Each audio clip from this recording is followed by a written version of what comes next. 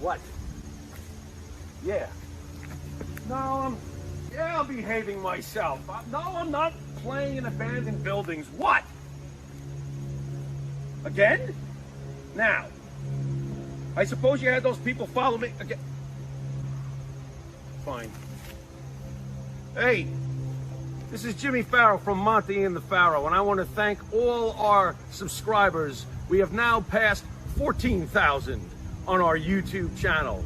But I want to ask our subscribers to take the next step for us and become a full-fledged member of Monty and the Pharaoh. Yeah, that's right, folks. There's 3 different levels to choose from. There's free shirts. There's free autographs. Just check it out and become a member of Long Island's #1 pro wrestling broadcast, Monty and the Pharaoh. Later.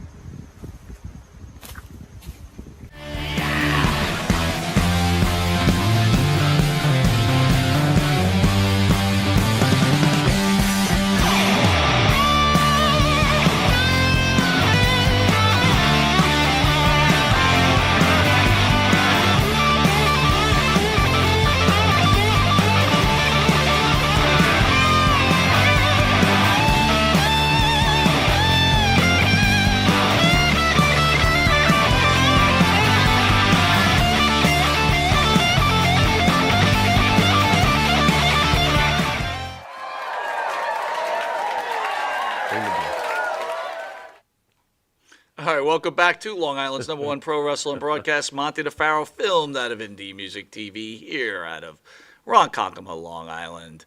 At the board, week 3. Week 3. Are you saying I'm weak? No, he's saying, "What's up, newbie?" But I'm saying it's week 3. And Week 3. You're getting better every week. It's Yes. getting better every day, like that Chicago song, right? Every day, in every way, I'm getting better and better. Like the Chicago song? Yeah. Feeling stronger every day? They don't say feeling better. Feeling better. This Pharaoh's every got to day. correct They me don't on say my that. They title of say the song. Feeling stronger. Unbelievable. Well, The the music guy Beatles said knows. it's getting better all the time. That's a different story. Are you done? No. And I don't know if Jeff is. He's reaching for a microphone. Wow. Dunn was the high school principal, don't you remember? Or was that junior high? Do you think the fans miss Matty Ice? I don't know what they're seeing. It all depends on what they're seeing. Our check the television is feedback. out. We can't even see what our fans are seeing. The feedback is yes, we miss Matty. Sorry. Oh, this that's is sad. really Too bad. Anyway, fugitive wanted for raping twin Am I 4-year. done? Are you paying attention? Yeah, there's a fugitive. What did he do? He raped 2 4-year-old Dude, why girls. why do you tell me this shit? Nabbed hours after assaulting cops trying to arrest him in NYC. Just going to turn the script The 2 injured officers who were part of the regional fugitive task force were treated for minor injuries after their clash with Isaiah Metz, Isaiah Metz. like the New York Mets With a Z. Z. With a Z. Thank you. Yeah. Then went back to work. They helped arrest the 22-year-old suspect at a homeless shelter in Yonkers just 11 p.m. on Tuesday. Metz is accused of raping twin 4-year-old girls in Goldboro, Pennsylvania on March 30th, according to documents.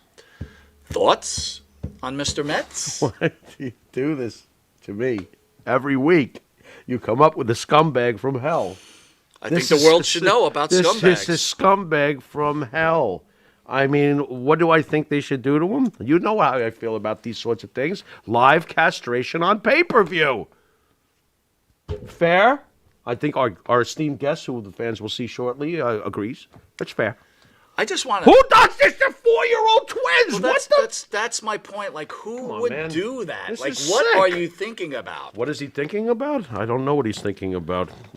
He's All right, insane. Let's lighten up the mood. Lighten up the mood. Ready? Okay, fine. Man stacks 7 M&Ms of a tower for Guinness Book World Record. What? Wait, now I don't understand. 7 M&Ms? Yeah, he stacked them.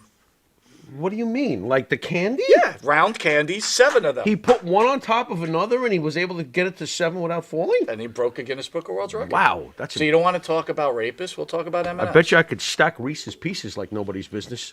Not for a record, but anyway. Yeah, probably not. Let's give this This guy is the credit. stupidest thing I ever heard of. Let's give him credit. What is this? Ibram Sadiq, I don't even know if I can say it, 29 Ibrahim attempted defeat, Sadiq? which became unusual competitive Guinness Book of World Record category. So he's the Eminem staff. He's in the unusually competitive Guinness You category. think that guy goes to bed at night and goes, now I could die? So wait a Because second. I have the record You know? of stacking MMs. Hey, who's better than him? But on top of it, though, does that mean like Who's better an than him? unusual? Jeff's better than him.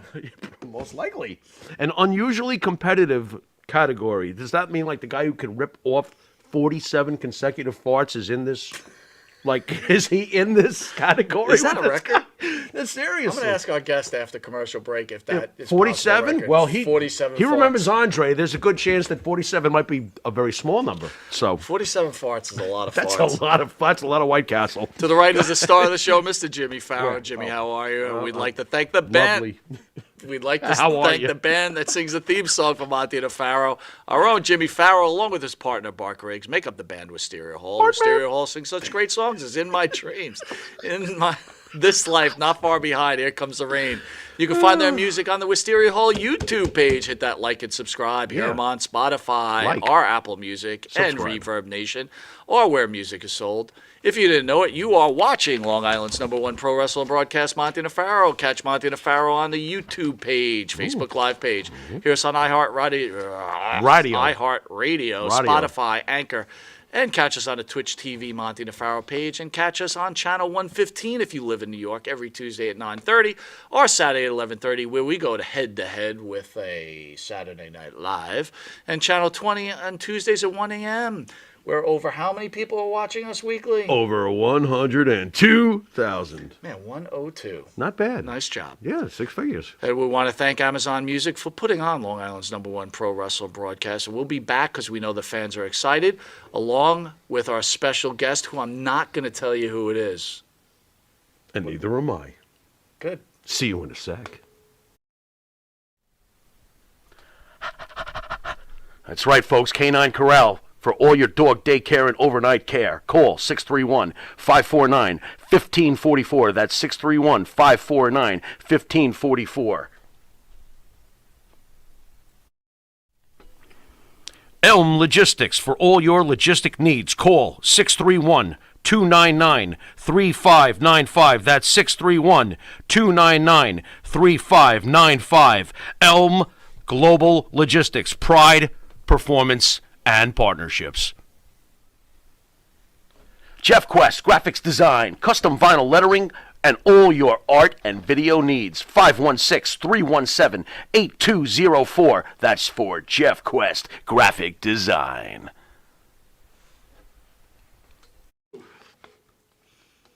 All right, welcome back to Long Island's #1 pro wrestling broadcast, where we have our special guest, our honor, Mr. Tito Santana in studio. Arriba! There we go. Oh, I love that. And for the fans, we were supposed to have Greg along with Tito in studio. Greg the Hammer Valentine? Greg the Hammer Valentine, Yeah. but unfortunately, Mr. Valentine's spouse Yes. came down ill Yes. the day of the event. Yep. And we just have Tito, which is fine with me. We've got one of the greatest intercontinental champions. Is this the belt? This is the belt. Ever. Tito once told me a story, right? Can you tell that story about the original Intercontinental belt that you trashed in your basement? You did what? It's to me, this was the most celebrated belt, the IC belt, the original from the beginning. And I defeated Greg the Hammer Valentine in a cage match, and then Valentine beat up the belt, bent it, kind of tore it apart. It was barely hanging together with the leather, the metal. I won the belt, so I kept it. And they ordered another belt, and I have a gym in my basement, and I threw the belt, on the gym floor, and it was in the same spot for about 10 years. And I finally, I would say, that's junk. I finally threw it away in the garbage. If I could kick myself in the butt, I would, but I can't. Well, here's the thing. You told me that story, and I found out where you lived. I went in your garbage, and look what I found. Yeah. What a yoke. What are you thinking? What are you thinking? This is the belt. How much Oh, my do you God. think? Just let's play hypotheticals. If you would have kept that belt no, here in we today's market, what you could have sold that belt for? I would say a minimum of $50,000. Minimum, Yeah. without a doubt.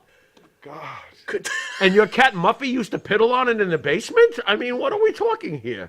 Well, no, because we didn't have any pets, so it was just me and my gym, and I just got tired of looking at it, and Stupid old belt. oh my God! But no, who was collecting wrestling Right. stuff back then? Right. Nobody Right. was collecting. It took the route of a classic comic book and went right in the garbage. That's unbelievable. thank God he didn't have the first Superman. Yeah, What is this crap? Throw this out. He's close, though. He's got the Intercontinental title. In all I mean, seriousness, I got to be honest with you. This was the coolest belt ever, Yeah, man. it was the coolest That was belt. so Yeah. cool, that belt. Yeah. Like, who made the decision, like, oh, we need a new belt. This thing's no good anymore. Well, the decision was made by Greg Valentine that he. Oh, he legitimately just decided he wanted to destroy it one day? No. He destroyed it on his own. Nobody told him to destroy it.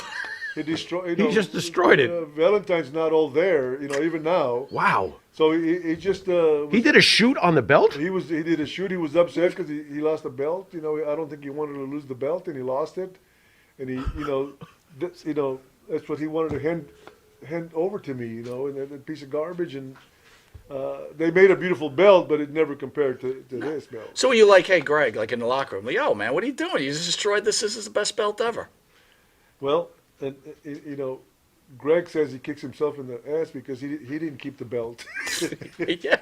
You know what? The old champion could have kept, like, if they wanted to replace it, they gave it to Greg, and Right. that dude would have been cruising around with the green belt making lots of money. Yeah, he would.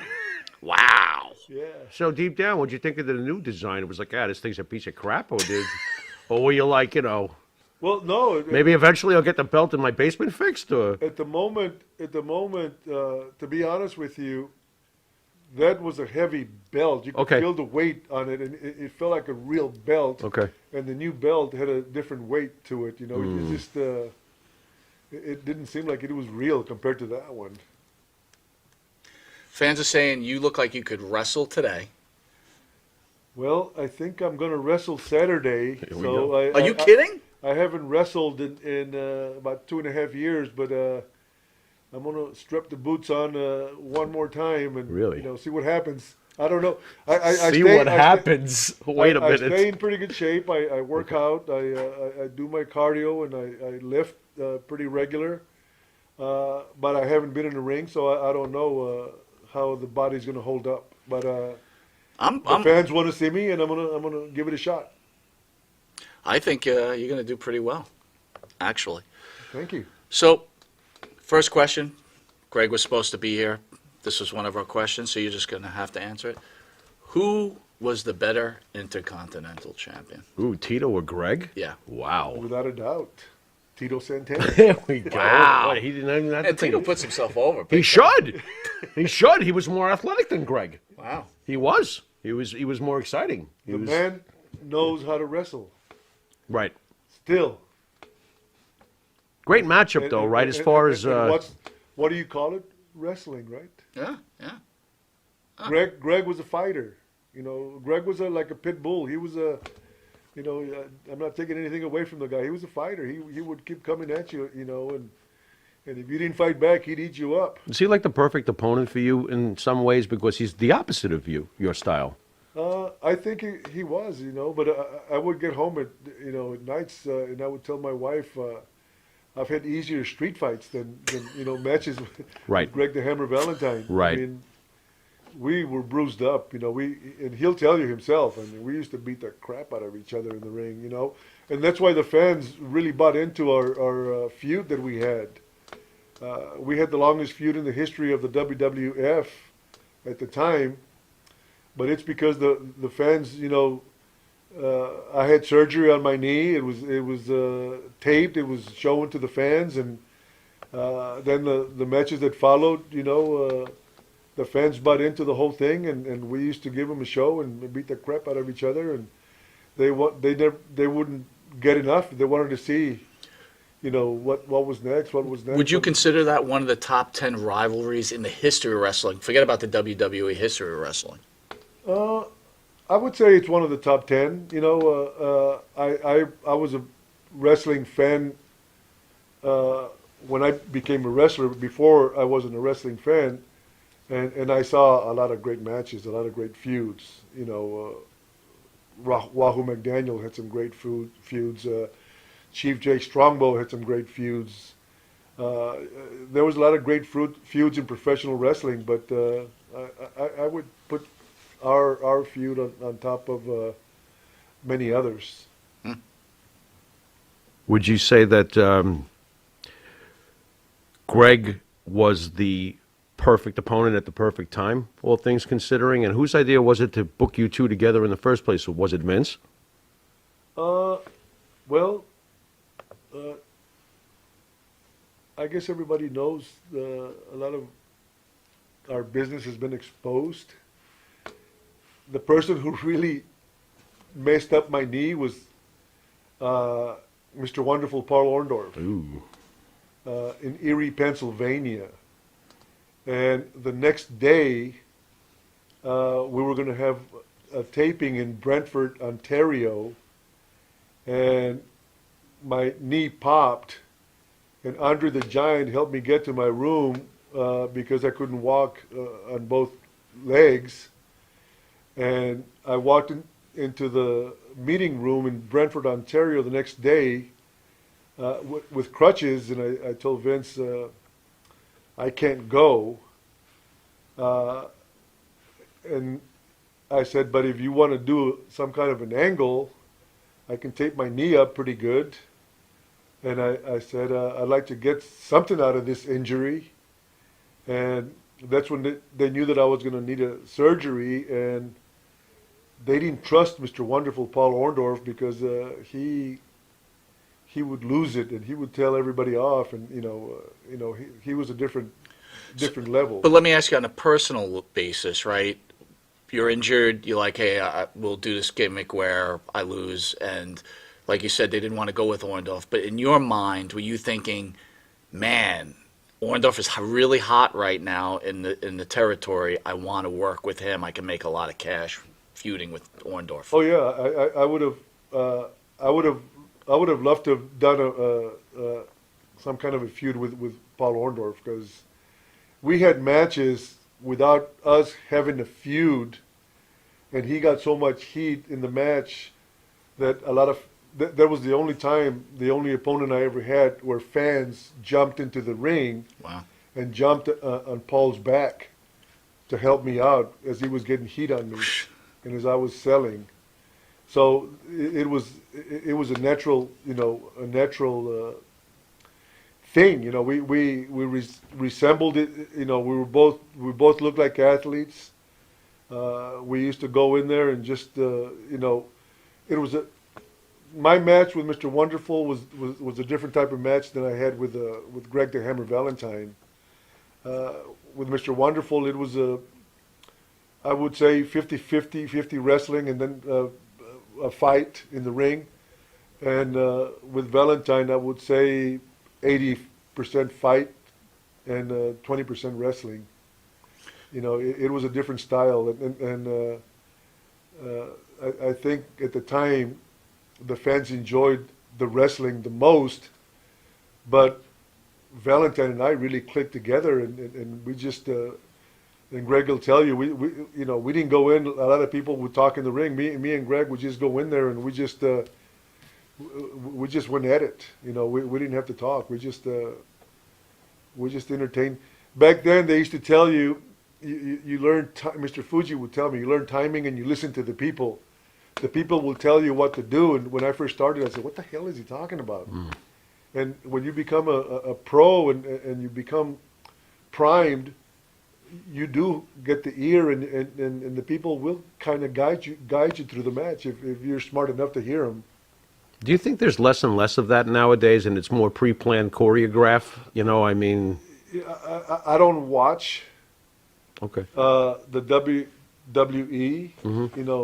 Not that I don't even know what channel, what time, when they come on. I just know that the talent,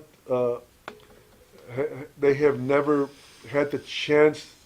I when I first started wrestling, I remember even Greg Gagne told me, he says, you shouldn't throw a punch until you've been in the business like 5 years, because if you don't throw a good punch, it's people can tell.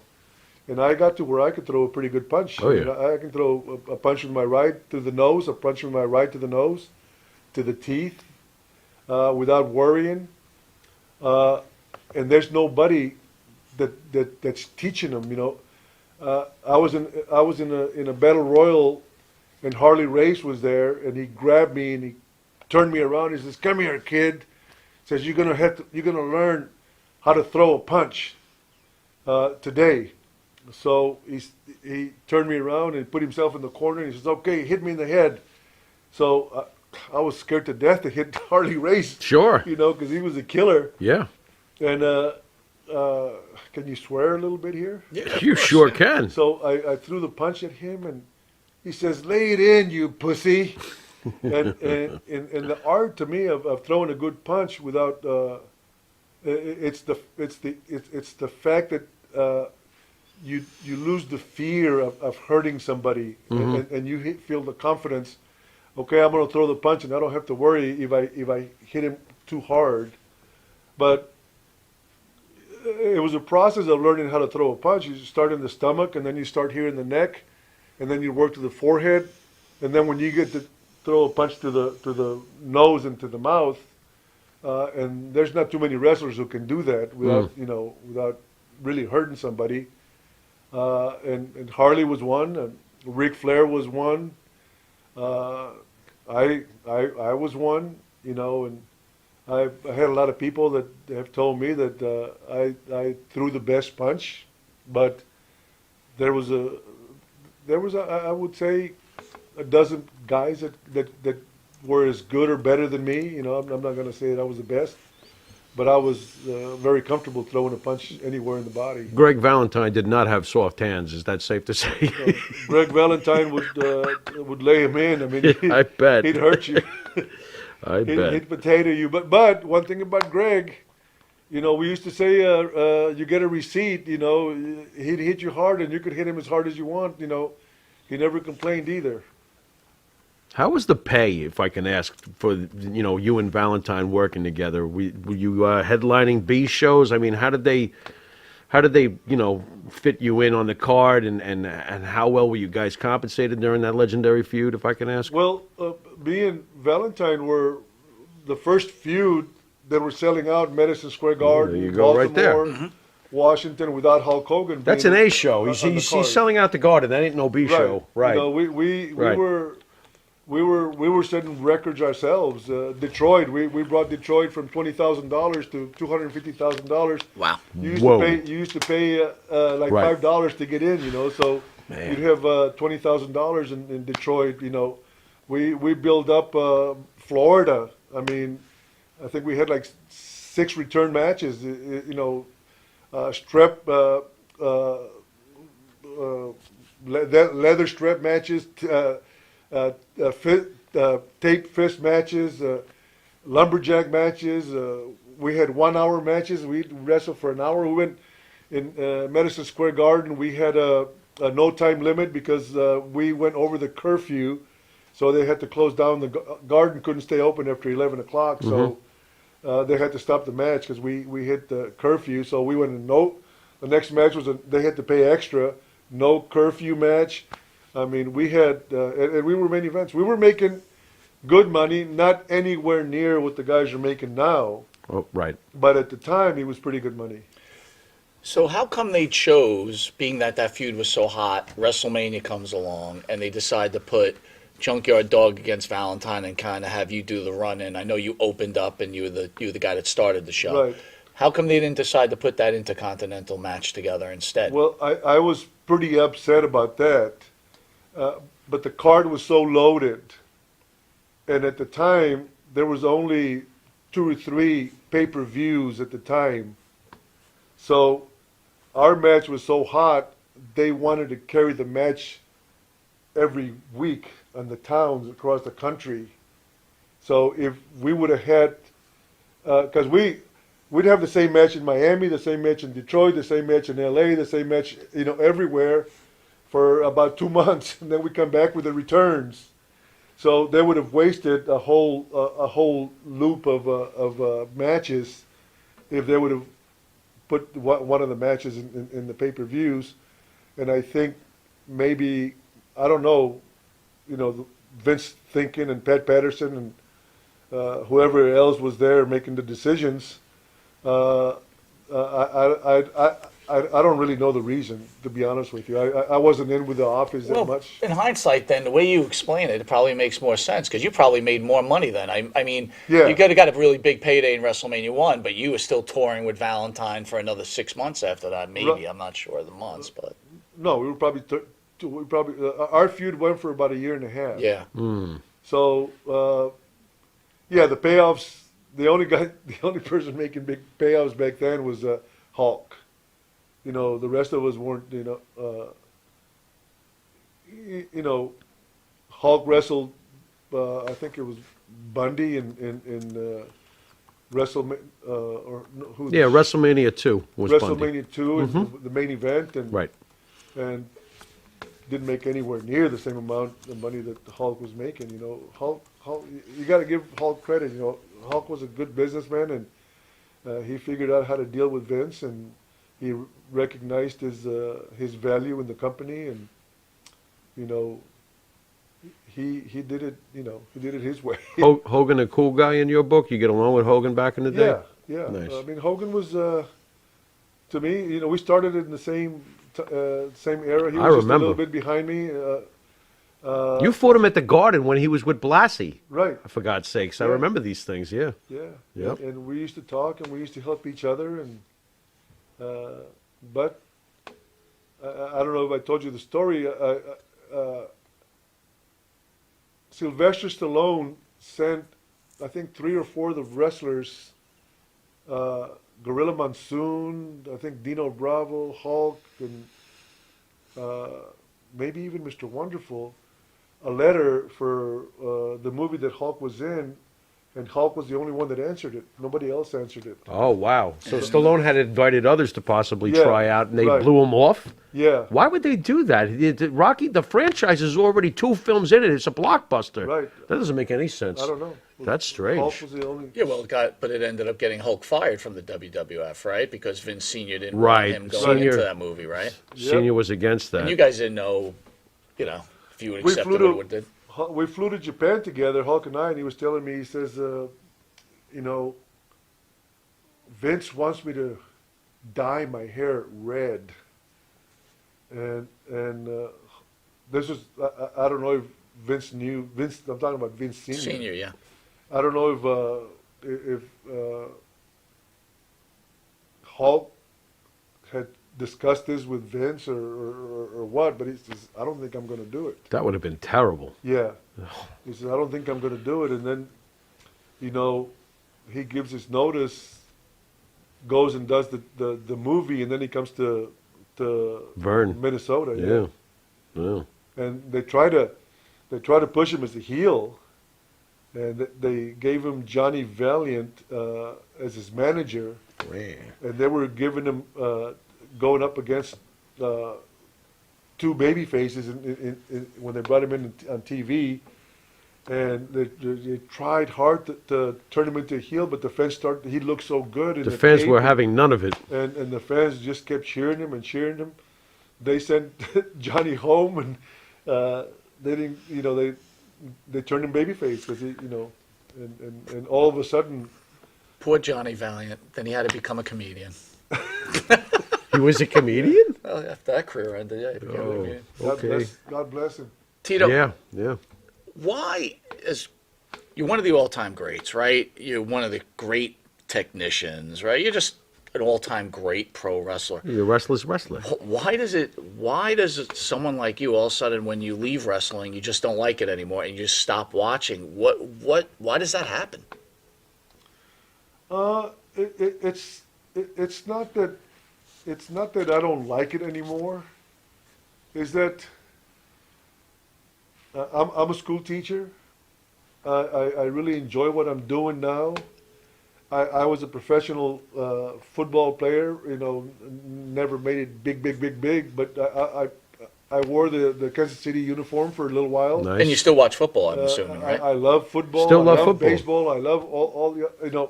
I grew up loving sports. I didn't grow up with wrestling because in South Texas it would come on at 11, so I wasn't a wrestling fan. So. But you're a wrestler, one of the greatest wrestlers ever. When did this start to happen that you stopped watching? Let's get to the bottom of this. Seriously. Well, I think the fact that it was such a grinding job of being on the road so many days a year, affecting your family. You miss birthdays, you miss the anniversaries, you miss all holidays because we were entertaining people. And I don't know that I had, because I'm not bitter towards Vince or Right. or, Did you just suffer burnout after all the years of being a wrestler? So it was like, I don't even want to watch it. Was it something like that? Here's my question. I was thinking about this, right? You're in that documentary, 350 days, I think, right? Yeah. Look, I know you're married, you got children, I get the whole thing. But like when I think about it, I go, I don't know, what's so bad? I'm on the road, I'm hanging out with my friends, I'm drinking. Like I was thinking to myself, and say to me, Monty, shut up, you don't know what you're talking about. All I'm saying is you're the great Tito Santana. Yeah. I'm pretty sure every town you went into, you probably had to pay for your hotel room, but I bet if you went into restaurants, people were buying you your dinners, buying you your drinks. Yeah, I mean, just to get near you. I mean, I don't know. What's so bad about Was that going on? That's cruising cool. around, you Like know? that sounds like a rock star, but that's what wrestlers sometimes are. That was happening, and it's what happened to a lot of my friends. That got involved in drugs, started coming around, and Right. me coming from migrant workers and not having a lot of money, I just couldn't see spending money on drugs and partying and and I wasn't taking uppers and downers and this and that to keep you up in the ring. So I needed to get as much rest as I can. So I wasn't staying up partying, every night like it could have been. It could have been a party 7 days a week. So you're this family man kind of missing his family and you're not doing the partying, so it kind of sucks. I get it. Yeah,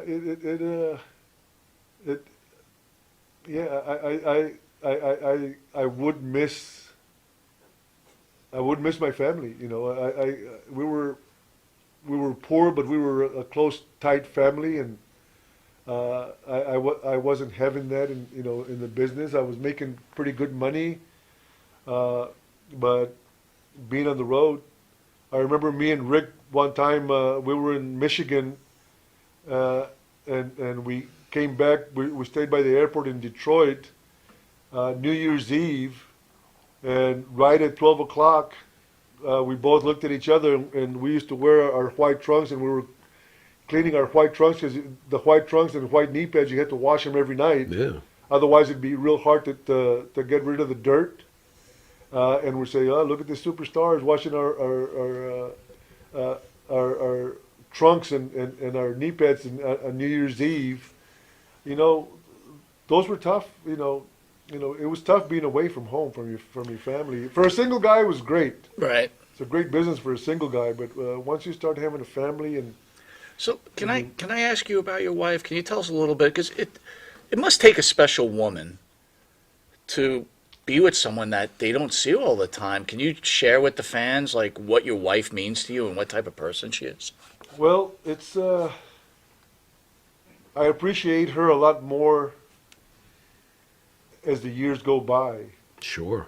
And my son has a little baby right now, and I'm around, and I'm around watching the baby grow up, and we babysit the baby. She's like a year and a half, and we've been babysitting her for since she was a little bitty baby, and I see what my daughter-in-law went through to give birth, and the last few days, and early in the way she's watching my son and her and the baby, and seeing everything that I missed. You know, and it sucks. You Yeah. know, I missed a lot, and I now I know how much work. Like my wife didn't have me to help her. She has my son because my son's always at home, and you know, and they're always complaining about they need a break, they need help, they need this. Well, my wife did it on her own. It's not one time did she complain. And now, you know, that's why I said I appreciate her more, because she was taking care of the family, and she knew that I was on the road bringing in the bacon, and that was tough. But to your credit, you weren't out getting blasted. You were working and wishing you were home. Right. Wow. Yeah. And it had to be tough too, right? Good-looking guy. You're doing all this traveling. You get the phone calls like, "You better behave," you know, that type of stuff. She never once. Never once. Yeah, she doesn't sound that never way. once questioned Yeah. me. Wow. Yeah, that's You know, cool. That is she- cool. she- You hit the jackpot there, big guy. You really You did hit the jackpot. Congratulations. You hit the And, jackpot. and that's why I'm telling you that more and more I appreciate her more and more. You know, for who she was and what knowing what she went through. You know, without me being there. Tito Santana, like 1980 through, I don't know, let's say like 92, 93, 94. How often was Tito Santana able to go home? Well, that tape that you were looking at, 350 days a year, we were wrestling 350 days a year. I was living in New Jersey, and I had like a 350-mile radius. If I wrestled in Boston, I would drive to Boston, drive home after the matches. Baltimore, Washington, all over Buffalo. I drive home from Buffalo 360 miles just so I could sleep at home and wake up in the morning and see my kids and my wife. So whenever I flew, I was away, but it was only short little visits, you know. Right. Get home at 2 in the morning, get up.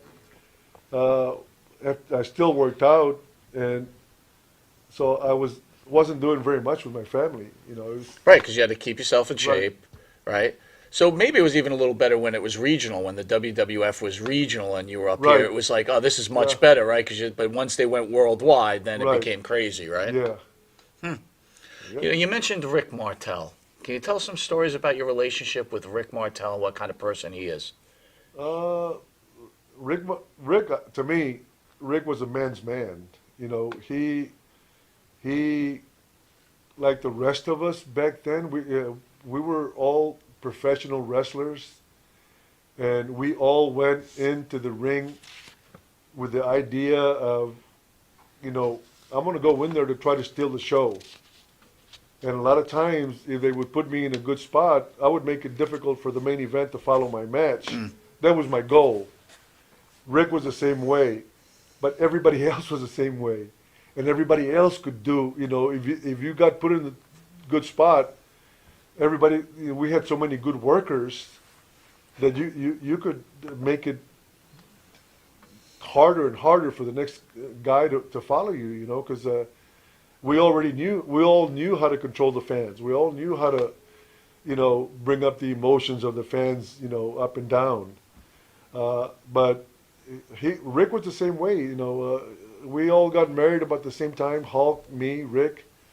And Rick was also, you know, cared about his family also. You know, he was a guy that kept to himself pretty much. By the way, Tom Hood says Tito Santana versus Rick Martel, Saturday night's main event, 1989, was one of the best matches, Saturday night's main event lumberjack match. Do you remember that match? Nope.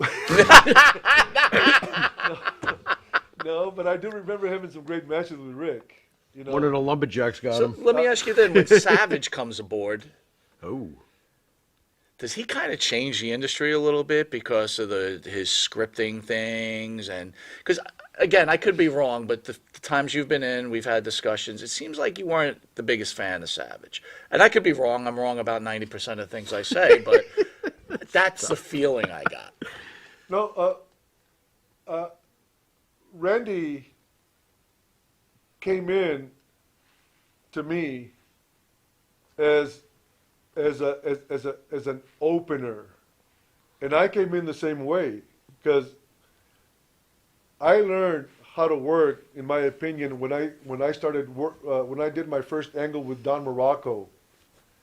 So I learned from a pro, and Randy was put into, his father owned the Kentucky Territory, I think. So he was always in charge, did what he wanted to do, but I don't think he was used to working with top guys day in and day out. So when he came in here, he came in, like I wrestled with Randy early when he first came in, and I remember in Detroit, the first time that I wrestled with him, I let him call the whole match. We hardly got any kind of a response from the fans. And I said, Randy, you're calling high spots. To me, that's the first and second bout. That's what they go out there and call spots. I said, this territory, they want to see a little bit of wrestling and they want to see a fight. This New York fans are a different breed. They're used to Bruno Sammartino. They're used to the big guys that used to kick butt in the ring. And I said, so it's a different style. And then, he would come up with 3 pages of notes of how he wanted to have the match. Well, that's not the way, a good worker would do it. A good worker would go, they'd give us the finish, and we had lived the rest of the match. Why did you let him call the spots? Usually it's the other way around, where the veteran goes, hey, follow my lead. No. Did he ask you first, or was... My neck is killing me. Got any Advil? He's, maybe I have to turn this way. Might be the couch. The heel always Calls the spots. calls the match. Okay. And it's like if you're dancing, right? The male leads the dance and the woman follows. Mm-hmm. So I guess you could say the heel was the male and the baby face would just follow. And he was a heel.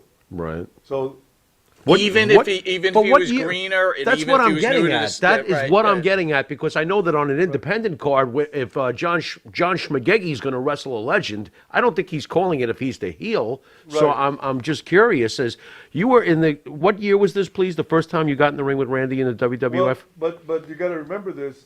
Randy had been in the business longer Of than I course. had. Okay. Okay. I'm He looking at WWF.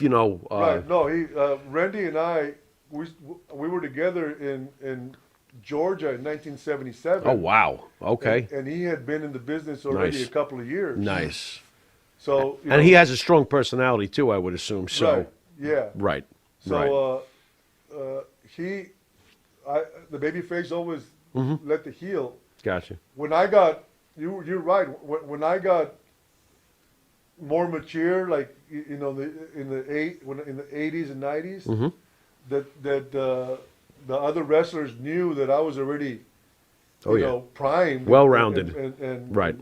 So I had no problem in interfering and says, no, we're going the wrong way. This is not the way we're going to go. And I could lead. I mean, they put me in with the Warlord, the Warrior, the Warrior. Those guys, I would lead the match. Right. The Warlord was so green. Right. They wanted me to help him out. Right. So what I would do with the Warlord, I'd call a spot, and I'd have him call it back because he was afraid to talk in the ring. So that's how I trained him, because and then he started getting better, and the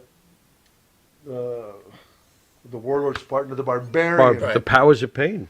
Yeah, I don't know if I ever told you this, but the Barbarian was pretty green too, and we were in the ring with these guys were so powerful, they didn't really understand the business. They needed, so they put him with me so I could help them out. Oh, lucky you. Okay. Yeah. Oy. So I start the match. Ow. I start the match with the Warlord, and I grab his fist, his arm, and I'm twisting his fist, and I said, Barb, I said, grab the ropes. And so the referee would have to break the count. Right. And he says, "Oh no, Tito, that's chicken." And he didn't want to look weak. Shut up and grab the rope. And I said, "Barbarian, He said some- that's the whole thing. This big guy with all these muscles Yeah. that have to use the Yeah. rope." Ow, ow, ow, ow. Yeah, perfect. And every time I see him, he laughs about it now. Oh, my He Lord. learns, but that's what we used to do. We used to teach each other. Right. And by that time, I was in a position where I could teach young big heels. And getting to, by that time, how deep into your career were you felt comfortable finally? Because I'm sure that there had to be a learning curve, and then one day, you must come to grips with, hey, I think I arrived. How deep into your career before you felt like, yeah, I know what I'm doing now? Well, probably by the time that I had my feud with the beginning with Greg Valentine, Right. I had a feud in the AWA with Vern Gagne. Okay. I had my first feud there with the Sheik. Okay. It was a different Sheik, and I had a feud with Greg and Jumpin' Jim Brunzell, with me and Rick Martel as babyface teams. Right. Oh, so babyface against babyface. Yeah, babyface. How did that draw? Really good. Wow. I mean, Nice. Because the people we got over, me and Rick. We weren't Strikeforce, but we got over, and they wanted to see us beat Greg Gagne and Jumpin' Jim Brunzell. Well, nobody likes tennis legs, but let's not get into that. Did you laugh when you wrestled Gagne? Like, what am I doing? No, We always have fun with this, but but one thing about Greg, he was a genius in the ring. Was he? The guy that I believe. The guy had a great. that I believe. The guy knew how to work, and he was good. He was pretty tall. Do you think he should have hit the gas a little bit, maybe? No, I'm serious. I mean, Believe it or not, I think he did, but he just, he hit the gas. What did he get? Unleaded? I mean, Tito- what are we Tito's talking laugh- about here? Tito's laughing. He's like, there's not enough gas to fix those legs. Stop. I did see him play Beyond Borg. It was an excellent You know what? match. A lot of fans out there, I Hey. totally agree with them. Did the WWE or did WCW or anybody during the time said, we need this guy to train our guys? Yeah. Did anyone ever come to you? And how come you're not in NXT right now, training? They did come. As a matter of fact, I think it was is it Stone Cold Steve Austin or somebody told me that they were using my matches to train the young wrestlers that were coming up to see Wow. baby faces to watch and see the way I used to sell. Right. They would Right. use my matches. They tried to get me to come back. They tried to get me to be an agent. When I was done being on the road. I had been in the business for I guess 17 years, and I had a family, and I just didn't want to be on the road anymore. I had an opportunity to go to Georgia wrestling. I just didn't want to. How did Enough things? was enough for me. I could believe it. How did things turn out with you and Vince? Like, if you and Vince ran into each other today, would there be a hug or a cordial handshake? I mean, where did you and No, Vince there leave? would probably be a hug. Nice. They brought me in to do a Saturday night live or something. I don't know if you guys remember when Alberto Del Rio Yeah. came in, and I introduced him in the ring, and I was just, I had never seen this, but the guys are going over their matches in the ring. Before, we never used to do that. And they were going over their matches, and I'm watching, and Vince walked up to me, and he says, you and I do the same thing. He says, I teach here, and now you're a teacher. And I said, yeah, Vince. I said, the only difference between you and I is that I get to go home, every day, early in the day, and spend time with my family. And I don't know if I said things to Vince that he didn't really, appreciate, the truth, right? Right. We were both teachers, but mine is a lot different. Sure. I'm with my family. I get to go home, and I teach the kids, and I go home. his job is 24 hours a day because, I mean, he had to worry about how the guys were behaving on the road too. 'Cause, Right. Sure. You know, Sure. If if say Vince passed and they asked you to please say some things about Vince McMahon, what would Tito Santana tell people about Vince McMahon, the person? Vince McMahon, to me, he always treated me good. You know, I would say Vince is a great businessman. He has the ability to make you feel like you're the most important person in the world, as long as he puts you in the pedestal to draw him some money, because he's the one who decides who's going to be a star. So, you know, as long as you're making him money, he is going to make you feel like you're the most, like he used to. I saw him, you know, greet The Rock when I went back in 2004. I would see the way he would treat Hulk, and he would treat me whenever he would talk to me, he would make you feel like. So I knew, but when my reign was over and I knew it was over in New York, it was hard to get a word in with him. But it's not because he was ignoring me; it's because he moved on to the next group of guys that he was going to be drawing money with. You know, not that he was ignoring me or anybody else. You know, he was a businessman. You know, he was making his first stringers, you know, feel good. You know, I've never really heard this much about Vince. You're telling me he's a master motivator. he's a master motivator. You never hear this about Vince McMahon. Really, that's awesome to me. He's you know, I remember when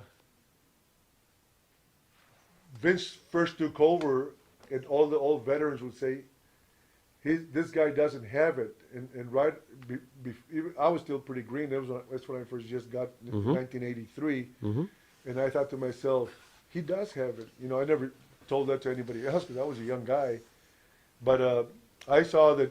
You know, I saw the picture right away of, you know, how he treated guys, and you know, I thought he was a lot smarter than a lot of people gave him credit. You know, you know, he started out as setting up the rings, and, you know, announcer, and He was a great announcer. yeah, I mean, Quite honestly, he learned it. I thought he was. He learned the whole business Yeah. from the bottom. And you know, it's a really good point. Like, he doesn't get enough credit for his announcing. He doesn't. He was a great very good announcer. I thought he was. I loved him. I thought he was great. All right, Tito, we're almost out of time. We're going to get you out of here. We're going to hit you with the Pharaoh's final question. Again, I want to thank you for joining our show as usual. We consider you a very good friend of the show, and you're a wonderful human being, and you're a prime example of how people, like, if they have their head on right, have this good life for sure, right?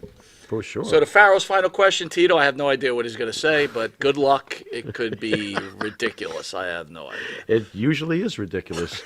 I'm going to throw this one out of left field because that's where I come from. Okay, we usually do Mount Rushmores, okay? Or at least a lot of the times we'll ask a Mount Rushmore. Name me 4 of the greatest wrestlers in your opinion. But considering you are one of the greatest Latino wrestlers of all time, can you give me the Latino professional wrestling version? Give me the 4 greatest, in your opinion, Spanish superstars that have graced the ring over the years. Well, when I first got started, Jose Lothario was Jose Lothario. one of the wrestlers Okay. in Texas, to me, who was over with the Mexicans big time. Okay. I saw Chavo Guerrero, the father, when I was just starting to train in 1977, and I was so impressed. I thought he had so much charisma, and I saw him very professional, dressed in a suit, going into the arena. Mil Máscaras, There we go. to me was a I was waiting for Mascaras. yeah, Okay. I mean, Can in my era, Still got one to go, though. I know, but can I just ask you about Mascaras? Did you know him well at all? I didn't know him. I didn't know him well. And I remember as a kid going into a Mexican theater in Mission, and he was in some of the movies that I saw him in.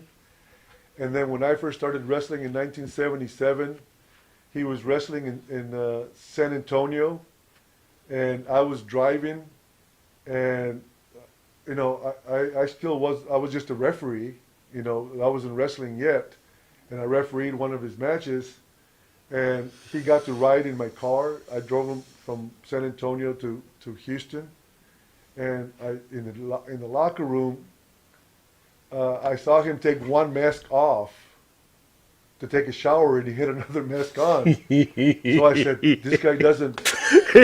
This guy doesn't even show the face in the What is he, locker room." shampooed a mask? I mean, his hair must have been crusty as all can Wait a be. minute, hold on. You What? got to give me this picture. So he's taking. Was he also eating in his mask too, like having Would a he eat sandwich? like a sandwich, a big sloppy hero with the mask But on? let me tell you, back So then why I used not? to hear that guys that wore a mask were usually guys that were not really good looking.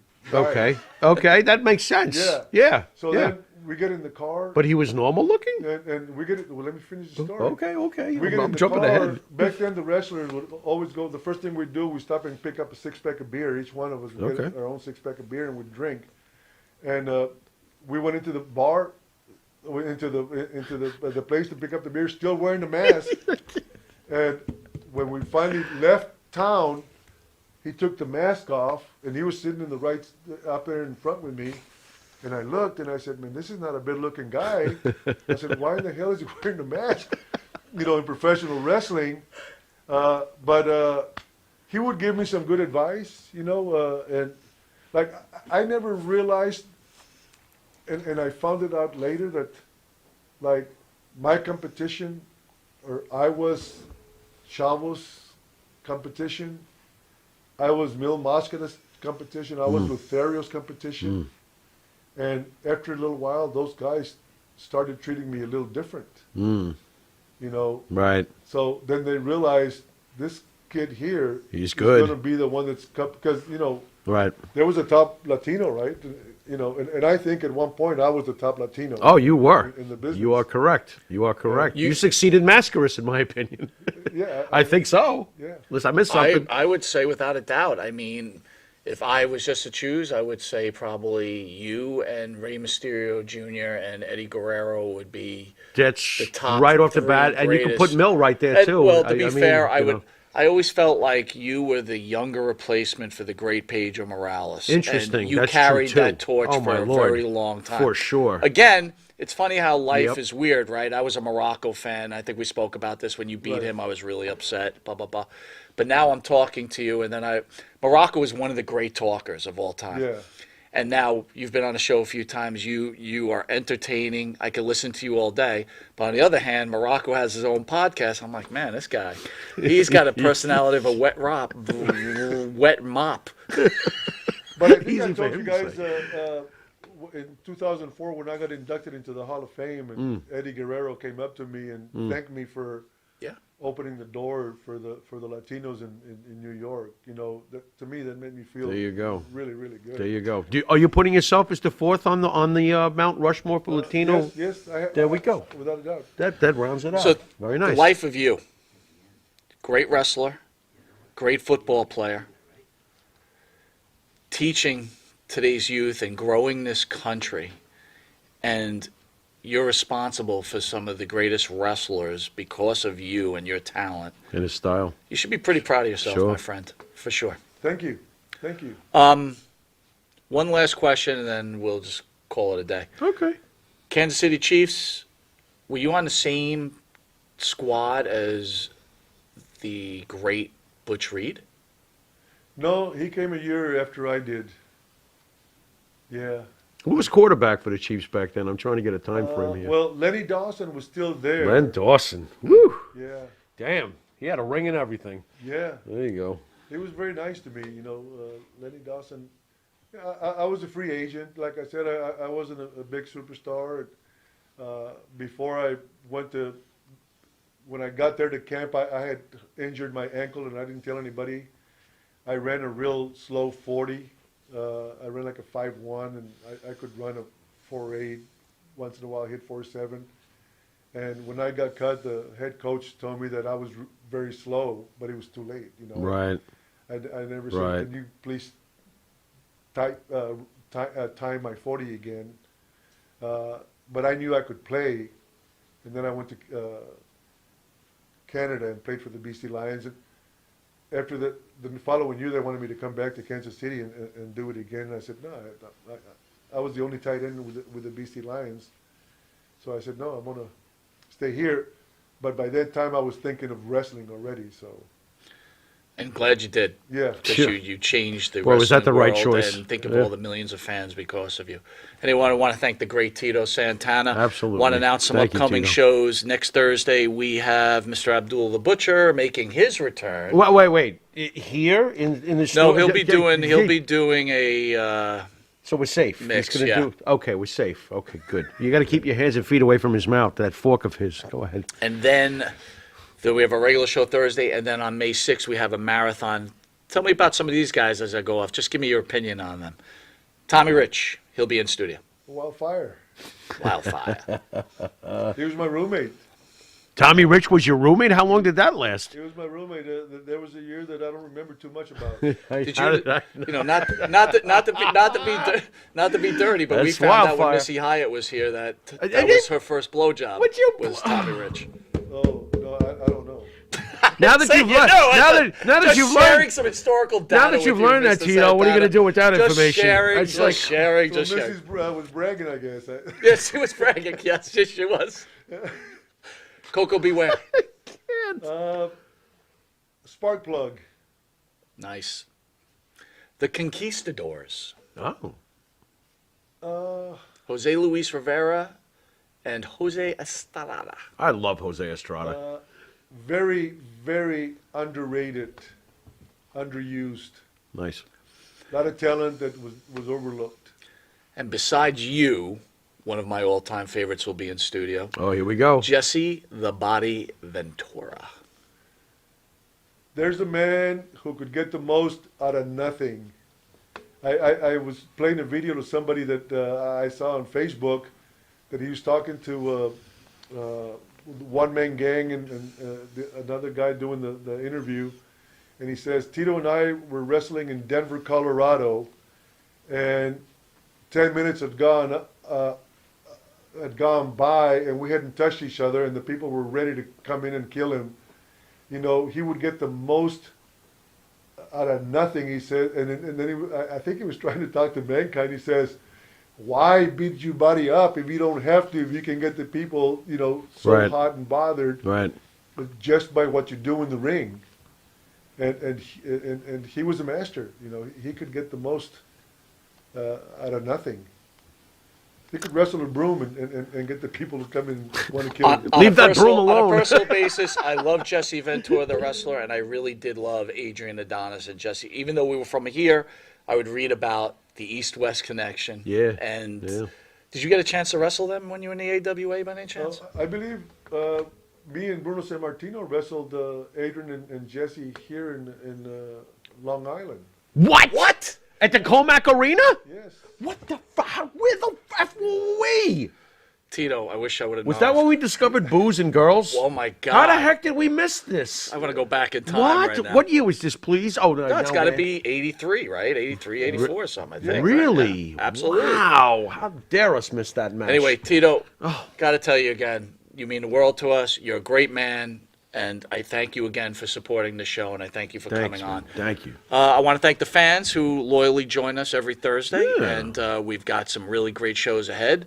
I hope Mr. Santana entertained you and answered some of the questions you were looking for. He is always very entertaining, unlike Don Morocco. Anyway, with that, Well, maybe. I don't know.